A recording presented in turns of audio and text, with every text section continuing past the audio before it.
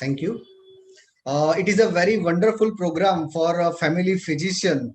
And since 2 days, we are having a great academic feast of having a wonderful discussion for a primary care physician of our country.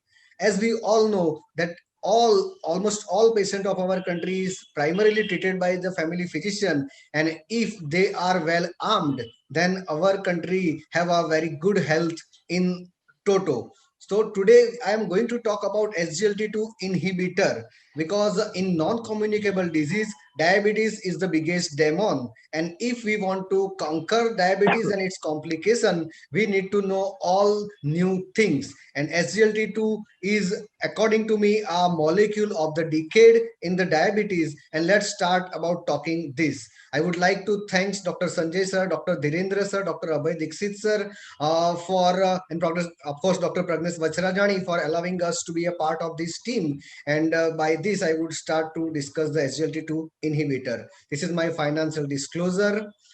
First of all, what should be the goal of management of type 2 diabetic patient?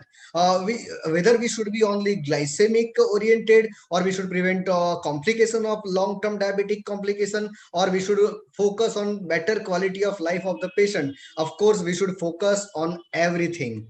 And why family physicians are very important? Because newly detected diabetic patients are mostly treated by family physician, and this one study is particularly showing us that when in the first year of diabetes we treat patient intensively as compared to the patient who is not treated intensively, down the line within 5 years we can say that there is a high chance of MI, stroke and heart failure in a patient who is not treated intensively. Now, diabetes and cardiovascular disease are mostly considered equivalent, but how many patients of diabetes has a established cardiovascular disease? So there was one international study that shows that one third of a diabetic patient has established cardiovascular disease. This is our 2020 research paper, a capture study that was conducted in 5 continents, more than 13 countries, and around 10,000 patients, that show that every 1 out of 3 diabetic patient has established cardiovascular disease. But very important is that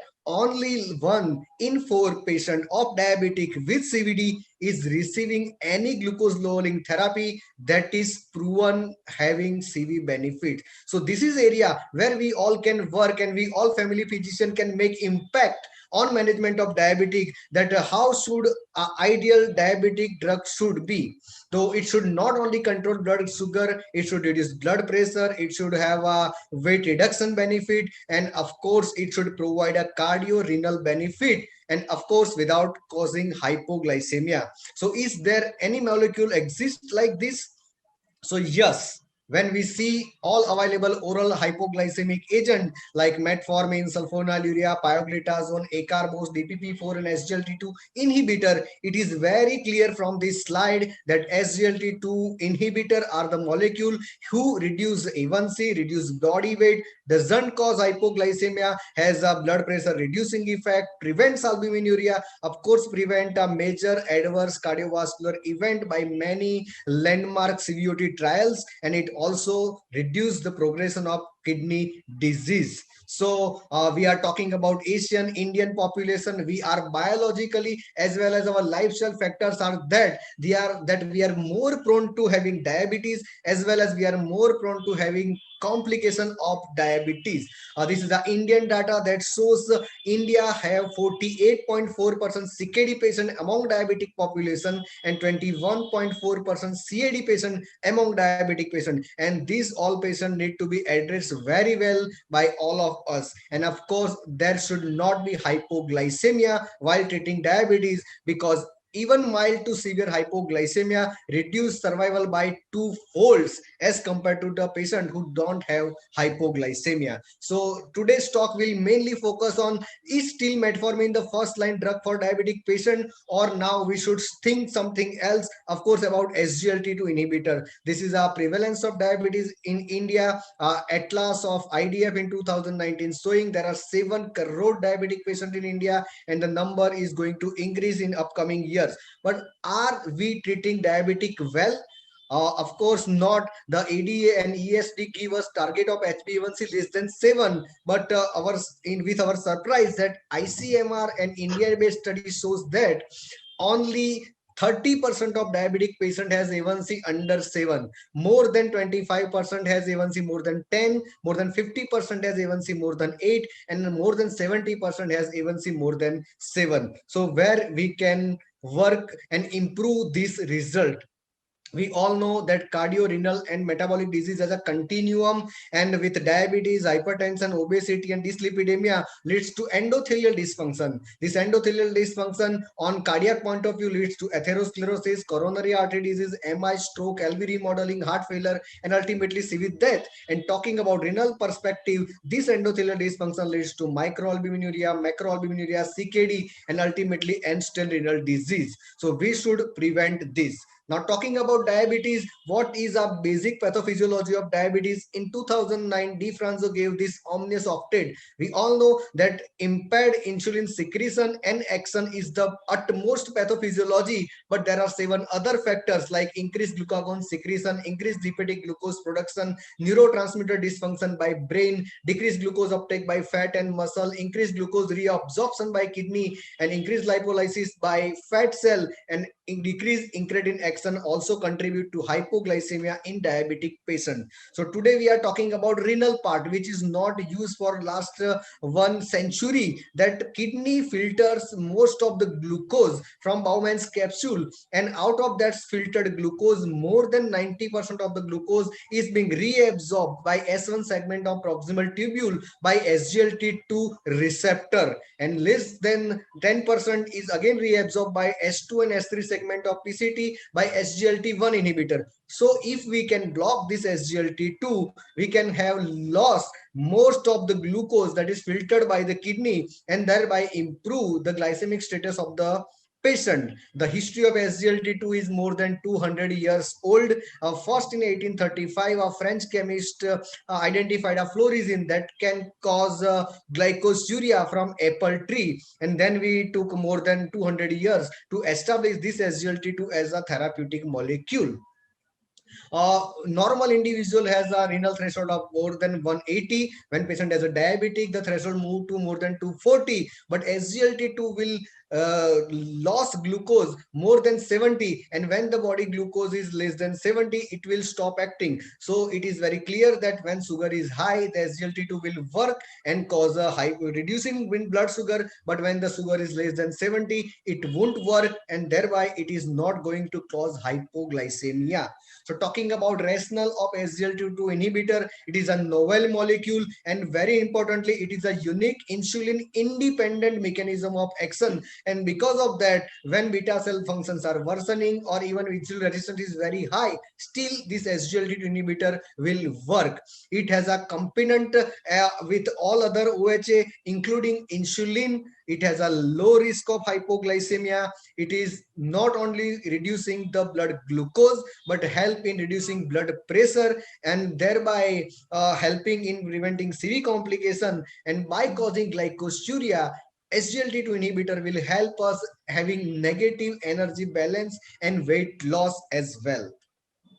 Why SGLT2 inhibitor is causing a cardiorenal benefit? Because causing its effect on kidney, they cause glycosuria, they cause diuresis, and they cause natriuresis. All three effect on circulation will reduce plasma volume, reduce systolic pressure, or reduce arterial stiffness. And on heart and kidney, they have a very much benefit effect. On heart, they cause decrease in preload, decrease in afterload, decrease cardiac wall stress, and improves cardiac output. And in renal, it will causing reduce hyperfiltration and reduce glomerular pressure. And this is the mechanism by which cardiorenal protection of SGLT2 is exhibited.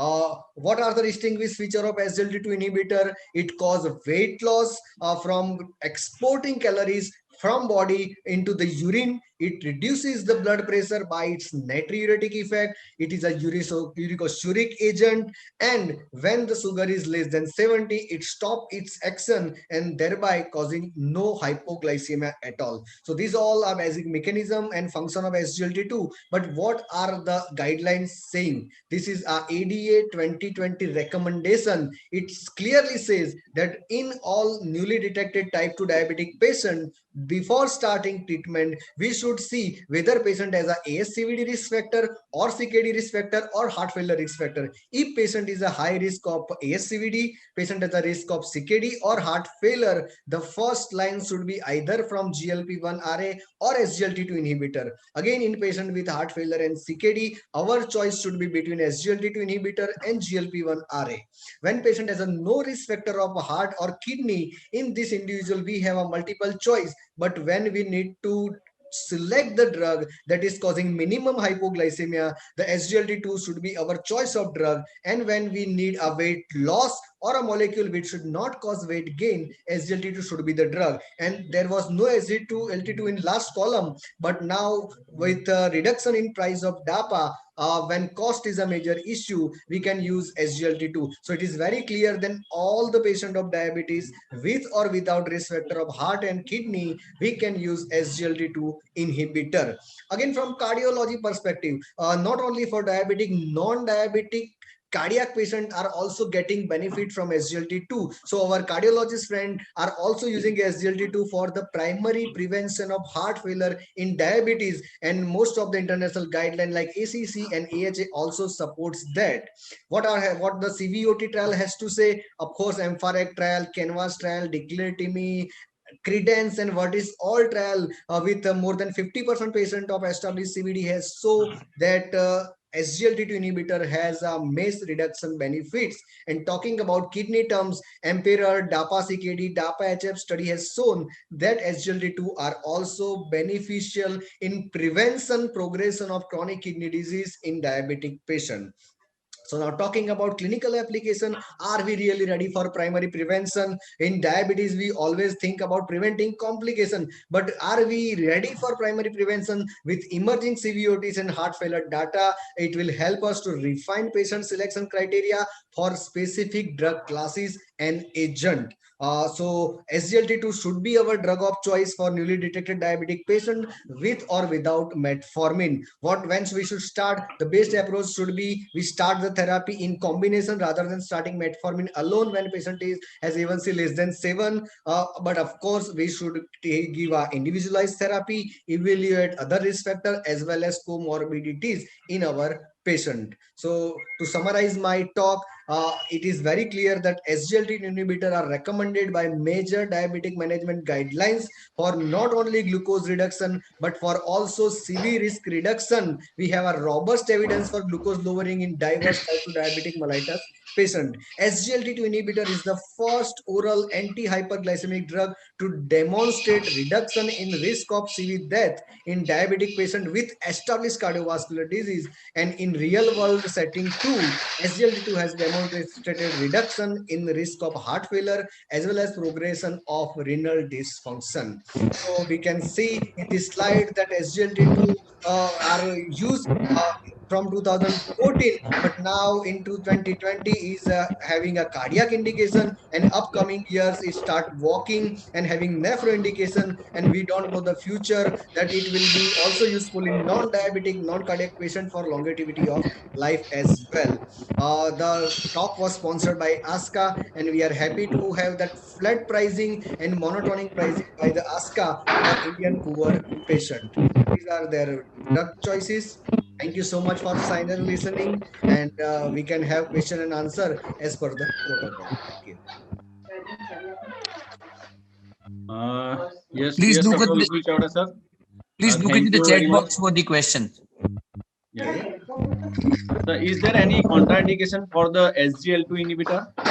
As I already said that they have a insulin independent action. So again, US FDA has approved SGLT2 for some of the SGLT2 for use in even type 1 patient. So as such, for diabetic use, there is no contraindication except they are causing glycosuria, so urinary tract infection, recurrent urinary tract infection, or any renal sepsis. We should not use this. And again, it causes a fluid loss from the body, so it may cause euglycemic ketosis in patient. So those patients who are not properly hydrated, patient who are of perioperative period, who are going to be nil by mouth for prolonged duration of action, in that patient we should use this with precaution. Otherwise there is no absolute contraindication for SGLT2 inhibitor. The second question is in the COVID-19 patient with the diabetes, SGLT inhibitor is what is the role and it can be given or not? Again, when we are talking about any kind of sepsis or any kind of infection or hospitalization, when we are using SGLT2, we have to maintain a proper hydration and private part hygiene. So in COVID patient, when we are ensure that patient is going to be hydrated properly, then it is a very good drug to use. Otherwise, I think we should not use any SGLT2 to start in a newly detected patient when having any septic complication along with her diabetes. Otherwise, it is very safe. Thank you, sir. Thank you, Dr. Vipul Chavda, sir, for updating our knowledge about the use of SGLT inhibitor in diabetes.